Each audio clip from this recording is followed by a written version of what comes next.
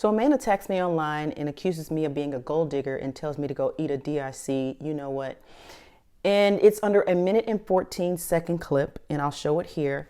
A video that's promoting men and supporting men in case a woman walks out on them and slaps them with child support. Ironic, right? But I understand why this happened, and it was about 40 comments. I had to end up deleting them because it got so bad. I understand because I'm a healer, and a healer triggers pain. When you go to the doctor, you're like, oh gosh, I'm going to get healed. No, they're going to trigger pain, even more pain from what you went inside there for. They're going to prick you to get blood, prick you to inject things into you, put things in your oral cavities. I mean, that is painful, but they're trying to trigger healing, correct? So this is nothing new to me. Let's watch the clip. It's only 1:14 so that you can get a full picture of what I'm about to share, and I'm going to go over his comments with you. Here's what I want to get to. This thing about men ending up with nothing, and that's what I really want to touch on. I believe that he contested it because he wasn't financially stable and he didn't have financial equity. We weren't happy. We weren't happy. We weren't in love, none of that. But I believe that if he was a millionaire and if he had money, he probably would have left me first. Or when I said I want to divorce, he probably would have been like, cool. Okay, cool. But it's because I had the credit and he didn't have the financial stability or equity, because when we got married, the church was telling him that you a minister, you need a wife, and teaching him, oh, you sound like a preacher, you look like a preacher, you need to be married, instead of saying, son, do you have your financial stability together? Son, do you know who you are yet before you create a family? Because you can have a ministry wife, but the way they put it is you need to have a wife. So to me, and I want to touch on this, do you think that this is, honestly, some men stay because they're not financially stable. They don't want to be, like you said, you didn't want to be, so let's talk about that. Do some men stay because they're not financially stable? Because then you don't have to go back to their mama house, to grandma house. I ain't saying she a gold digger, but she ain't messing with no broke. So his first comment was, now I ain't saying you a gold digger. And he was being sarcastic. And I was like, I think you're under the wrong video, because the entire video, which will be right here, and anytime you see these little videos pop up, it's referring to what I'm saying, so you can have a link to it. The entire video was pro men, about when you go through a divorce and if you get slapped with child support, are you able to take care of yourself? And let's focus on that to get yourself, prepared, not to look side-eyed at your spouse as if they're going to leave you, but it happens. It's a reality. Okay. So I tell him, I think you're under the wrong video. And he says, give me one scripture where God requires a man to have money or to be financially stable to be happy or have a marriage. Number one, in the video, I never said that, but if you want one, 1 Timothy 5:8, that does not provide for his own is worse than an infidel, sinner, heathen, whatever you want to call it. If you don't provide for your own, there you have it. So here's the thing though. It's not about God requiring you. You as a man should want to be in that position. Not about having millions or billions of dollars. It's about, are you interdependent? Can you take care of yourself? Because it happens all the time. And we're going to get into it. I walked out on my husband. I divorced him, surprised him the 7th year. And before you judge, like a lot of ignorant people do, you need to know the whole story. You need to know about the physical abuse. You need to know about the third party. You need to know about the neglect. You need to know about more than what you hear in a clip. Yeah, I filed for divorce. And I didn't slap him with child support. The state did.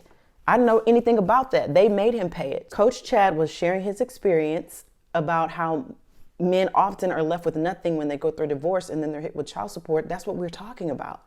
And so he was obviously triggered.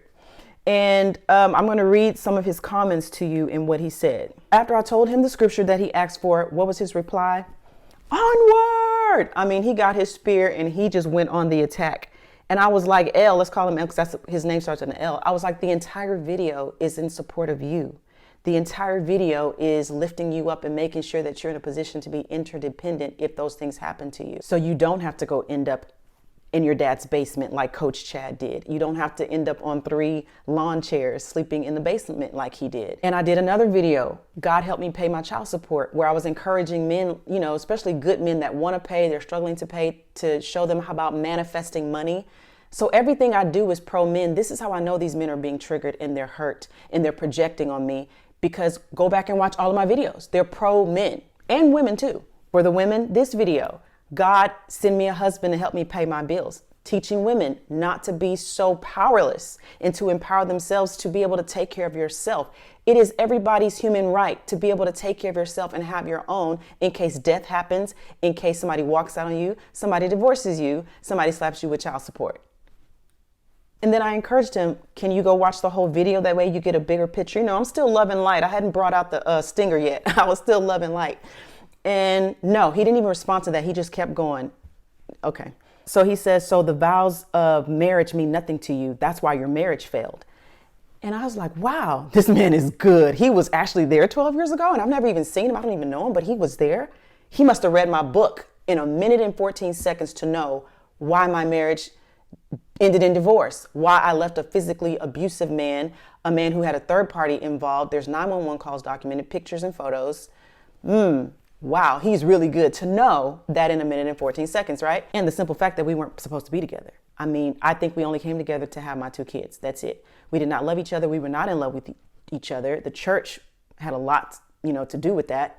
And it just was not a divine love, right? But our friend, he knows better. So I said, first of all, I don't subscribe to man-made vows. He was like, what about for poor? He's like, he was not listening to anything I was saying. He just kept projecting his life, right? And he said, what about for poor? I said, I don't subscribe to those man-made vows. Those vows are not in the Bible, right? They weren't in the garden with Adam and Eve. Since he was talking from the Bible, they weren't there. There was nobody in the garden. I've said this for years. There was only God, Adam, and Eve. There was no judge, no witnesses, no court, no paperwork signed, none of that. So I don't even subscribe to that richer for poor. Now, that's obvious. If I'm with a lifetime partner, I'm going to be with you through thick and thin. I understand that. And so he said, you just take those vows so lightly. We're going to summarize all his projections at the end, guys. It's going to get really good. And I've said before that God didn't bring us together. What God has joined together, let no man put asunder. God didn't join us together. The church did. We did. God was not involved in that. We knew each other for 4 months and he was still going back and forth with somebody else, did not love me. It was a convenient marriage.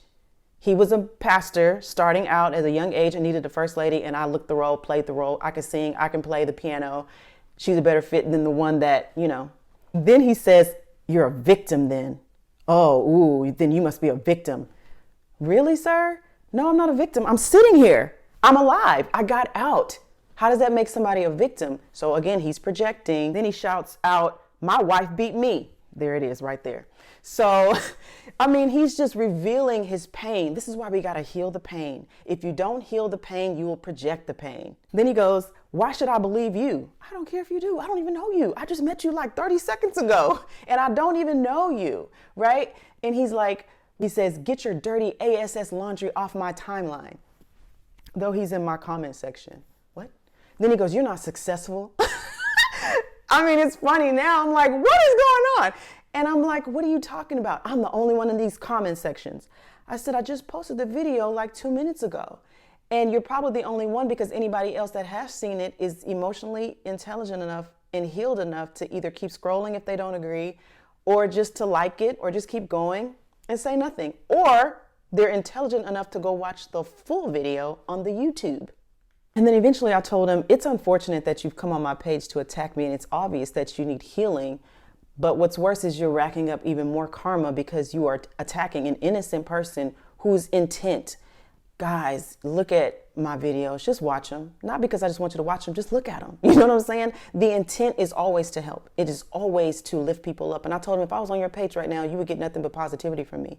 If there's something I don't like, I don't even react. I just keep scrolling. You know what I'm saying? Because I've healed. He obviously has not. With all that natural beauty, you're a bitter black woman. So he was white when I went to his page. So he must have been married to a black woman, or he's just really racist just to bring that out. But I think he must have been to even say that boldly, but it doesn't matter. There's still pain. And I said, you're racking up even more karma, for attacking someone that's chosen to speak and to help people. And he said, you're my karma. So I'm going to summarize his projections and you'll see the bigger picture. But some people live a lifestyle of pain. What does that mean? They live a lifestyle of pain, meaning that they've been hurt and they are in so much pain, they craft their whole life around that pain.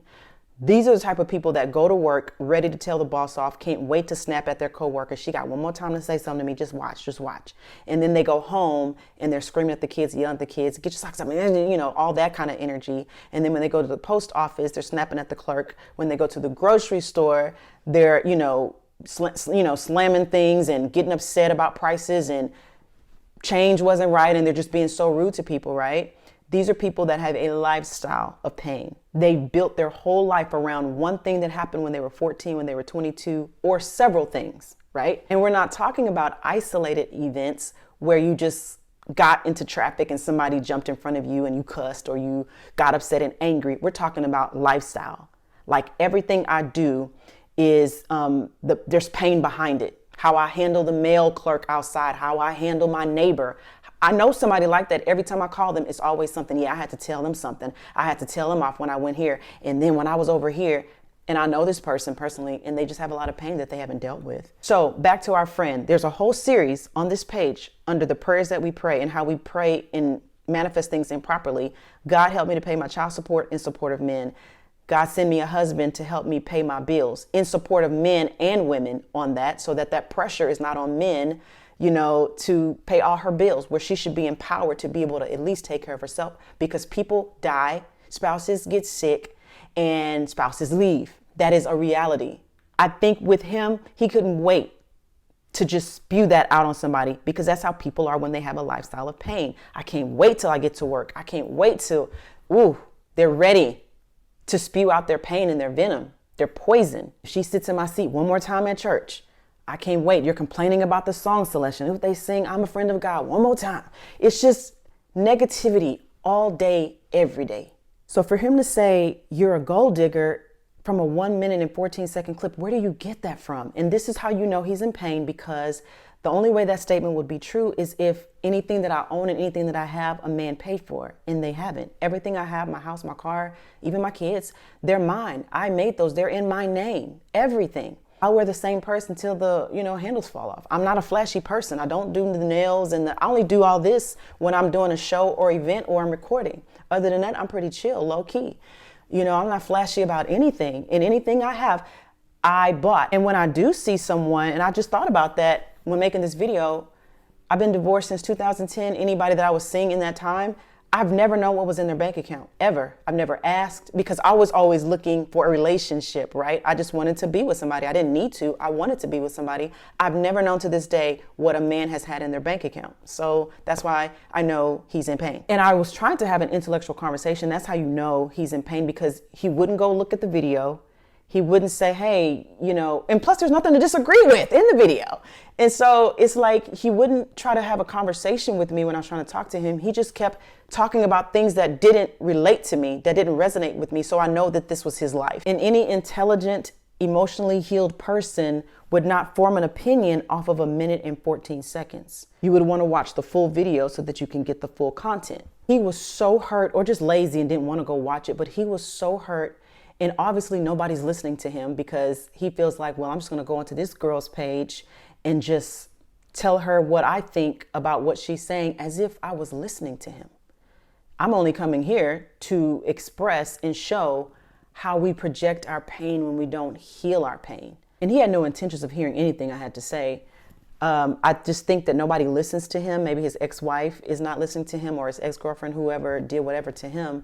Nobody listens to him, so I guess he felt like he had a voice here. You know how internet bullies are, how they do things behind the scenes but would never do it in person. I believe it's MacWest04. I don't know this man, but after all this happened, it was like a lot of negative energy. When it was over, I wasn't like angry or crying or anything, but it was just negative energy that came, that was coming to me. And so I get onto TikTok and I'm gonna read what he put. He just came into my inbox and he was like, I'm teaching my son the exact same thing. He's teaching his 10-year-old son to be dependent on no one but himself and God when he becomes a man.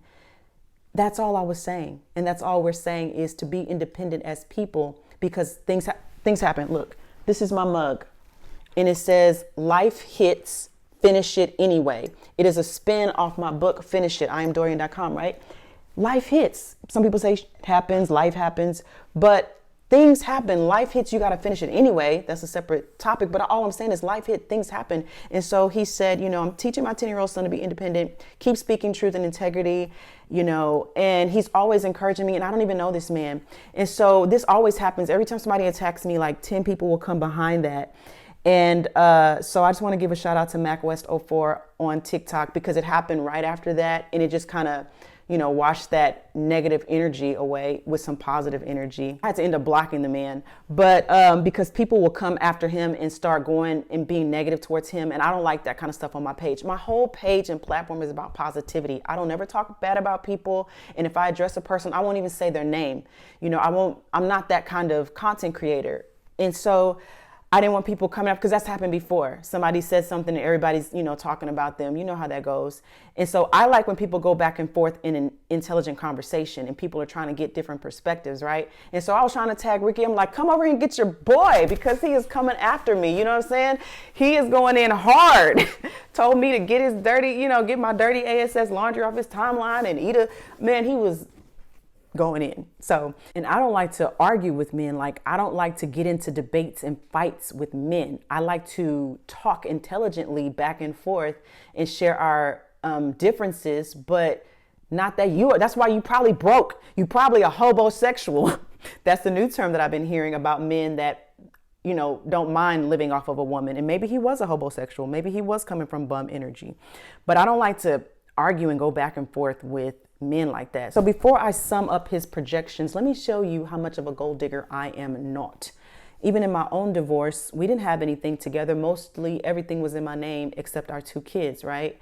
And I have music royalties. I have music that I had created before and in the marriage. And in Texas, it's community property. It didn't matter. He had to get something. And that's what we're talking about in the video with me and Chad. He had to get something. And they wanted my music. I want 50% of her royalties for what she does for the rest of her life. Let me tell you something. I did not budge. 8 hours of mediation just on that one topic. I'm telling you, the judge, the mediator, the person that was in the room with us, he came in all suited up like this. By the end of that 8 hours, his jacket was over there, his tie was all open, his shirt, and he was just like, what? Because I would not budge on those songs that I wrote. It was a praise and worship album, and they wanted that. And they were like, if she's not going to give that up, then we're not going to pay child support for 5 years. I talked them down to 3 years. So for 3 years, I refused to accept child support so I can keep my royalties. That's not what a gold digger would do. And because, I wasn't sure I was going to get anything anyway, but right now those songs are listed in the divorce decree. And I can put those songs out right now, which I do plan to re-release. I can put those songs out right now and have royalties for the rest of my life. And my children will be set up for the rest of their life, because the songs are awesome. They're amazing, right? And life-changing. And that was just 3 years of me not receiving money and manifesting my own money. So boom. What woman do you know would do that and say, okay, and I was a young mom and they were like 4 or 5 years old. I'm not going to get child support for 3 years, but I got my songs. Those are jewels that will bring in money for the rest of my life. And although I don't sing praise and worship music anymore, other people do. I have an album there, a book there, royalties for life. I got a single out there on YouTube. I win. So let's wrap it up with our dear friend. Here's the summary of his projections. Everything that he said to me, this was really how he was feeling about himself. And this is what I'm talking about. When you don't heal the pain, you project the pain. So here we go. He probably had to go back home and stay with his dad and his mom, because we mentioned that in the video. That triggered him. He probably didn't have his stuff together before he got married and ended up with nothing, like Coach Chad did, who mentioned that in the video. And he probably doesn't feel successful. So he told me that I was not successful. By the way, my brand for years, and when I was in ministry, I've kept people from taking their life. That's successful to me. I don't care if I have 0 people in the comment section. I've kept people from leaving relationships, brought people together, have caused people to change their credit. I've done so many different things that is success. And I remember telling him in the comment section, it's really sad that you equate people in the comment section with success. That's how I know you're hurt. Now remember, these are all the things that he accused a strange woman off of a 1 minute and 14-second video. He felt like he was a bum. He was in bum energy, and as some refer to as a hobosexual.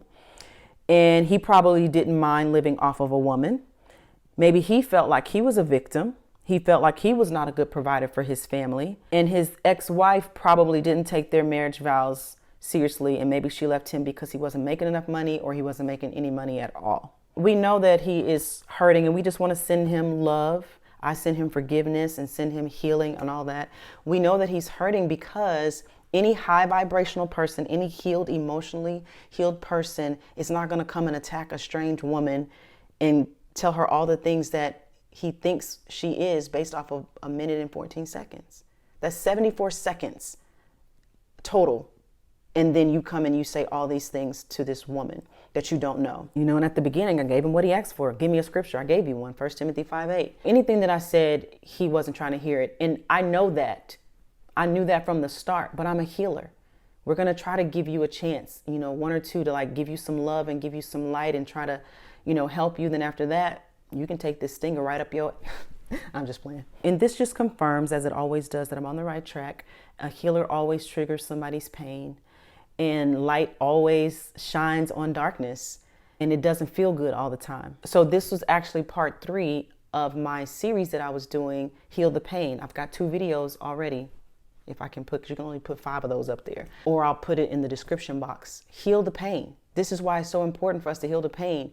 And just, you know, I'm not saying to stop your goals, but sometimes your goals and the things that you want to go after are not even manifesting because of the pain. You haven't healed that.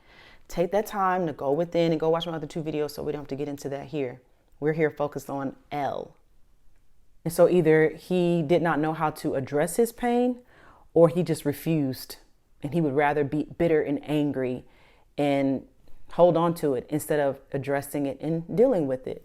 You know, maybe he would rather play victim and act like a little boy in my comment section instead of being a grown man and not even talking to me. Like he should have been somewhere meditating or sitting in a therapist chair or talking to his ex-wife, who probably, like I said, or whoever she was, is not listening to him. And so he's going to go and talk to somebody who thinks is going to listen to that mess, and nobody's going to listen to that. You're going to get blocked, which he did. We really do need to heal. That's been my my word lately while I've done the 2 other videos, is stop. Even if you go throughout the day, just stop and ask, whatever you do, if you pray, you meditate, whatever you do, is there any unresolved issues within me? Is there anything that I need to address? Is there any body I need to address? Is there some unresolved stuff that needs to come up? And I also encourage you to watch the live because my ex-husband went through this. Ricky went through this. Chad went through this. Went through going through a divorce or a woman leaving them. I just told you I walked out. Like, not like, oh, I'm getting my stuff and I never, no, I filed for divorce. When I say I walked out, I mean, it was a shock. It was the 7th year of our marriage. And what was really strange about it was that was the year that the police were not called. That was the year that, you know, the third party was mentioned one time this year. And that was a time it was like peaceful. And around November, I filed in December. November, I made my decision. December, I filed. And I didn't have the $250. I made a video about that. Y'all just have to go watch the videos because I don't think I can put any more up there.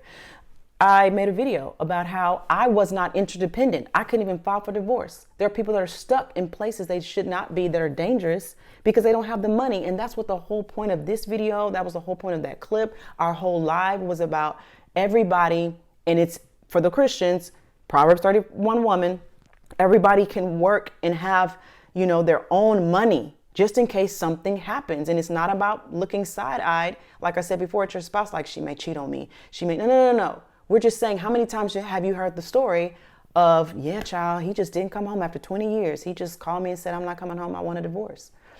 Or she just, you know, she's not coming back. And now the guy's like, it's just me and my daughter and my son, or it's just me and the boys. Or the woman's like, it's just me and the kids, or it's just me by myself, 30 years married, and he just didn't come home and he just filed. How many times have you heard that? Now, where are you? And it's not about speaking negativity. Because my faith and my manifestation is I'm going to be with my partner forever and we're going to die, you know, peacefully, not in pain, and we're just going to transition, right? That's where my faith is. But if that's not where your faith is, find out where your money is then. Where's your money? And no worries, we didn't love each other. We weren't in love with each other. Like I said before, he got remarried the same year we got divorced, and I'm still unmarried. And it's been since 2010. So that's what, 12 years, about to be 13 years. And I didn't get remarried. So I didn't leave because of somebody else. I left because of myself. I left to go be with me, right? And so, you know, don't be feeling sorry for nobody, for me, for him, no. And sometimes you don't have one of those kind of baby mamas. I wasn't that kind of baby mama. And every 3 years you get this review, hey, you're eligible for an increase. I never did those. I did fight for medical. I have always fought for that. I will always go to court for that because That's your child's health, you know what I'm saying? But if you're not gonna pay, I'm not gonna go to court and make you pay and do something that you're supposed to do. You know what I'm saying? I never did that. So what kind of baby mama am I? I'm not one of those. I'm not a gold digging baby mama. That's just not me. I'm not gonna take the money and go spend it on a trip. That's just not me. But what I'm saying is he was not prepared for that. Nobody's prepared for those things. And that's what the video was about, is making sure we're prepared for anything, and not in a negative sense, just as a human being, because people die, people get sick, things happen, right? We're humans. As a single mom of 2, I don't care what's in a man's bank account. I don't care what you got. I need to make sure that they're taken care of, and then I'm taken care of. They're taken care of, I'm taken care of. I've never, been the gold digging type to care what a man has. I've been raising these kids for 12 years well, you can add the 7 years, because sometimes I was a single mom while I was married.